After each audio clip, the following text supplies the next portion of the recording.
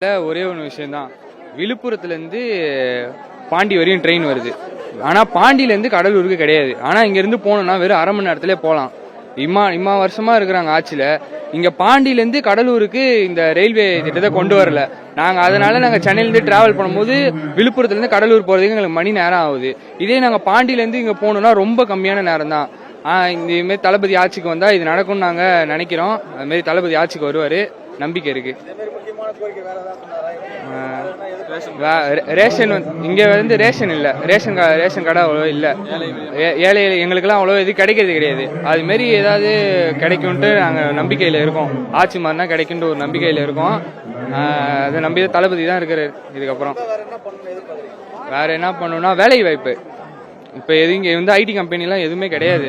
இது மாரி ஏதாவது வந்தா எங்களை மாரி இப்ப காலேஜ் முடிக்க போறேன், எங்களை மாரி ஒரு இதுக்கு வேலை வாய்ப்பு கிடைக்கும்ட்டு நாங்க ரொம்ப எதிர்பார்த்துட்டுல இருக்கோம். அதே ஐடி கம்பெனி வரணும், நிறைய இண்டஸ்ட்ரி வரணும், நாங்கள் கோர் கம்பெனி ஏதாவது வரணும்ட்டு ரொம்ப முயற்சி பண்ணிட்டு இருக்கோம்.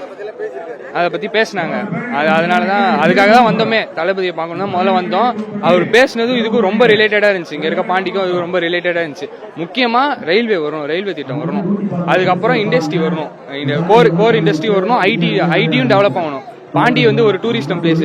இங்க ஒழுங்கான பார்க்கிங் வசதி கிடையாது. நம்ம பீச்சுக்கு போனோம்னா எல்லாம் ரோட்லயே வண்டி நிறுத்திட்டு போறாங்க. அது மாதிரி எங்கேயும் நிறுத்தக்கூடாது. அதுக்கு ஒழுங்கான பார்க்கிங் வசதி பண்ணணும். அதுக்கப்புறம் இன்னும் கொஞ்சம் டெவலப் பண்ணலாம் பாண்டியை.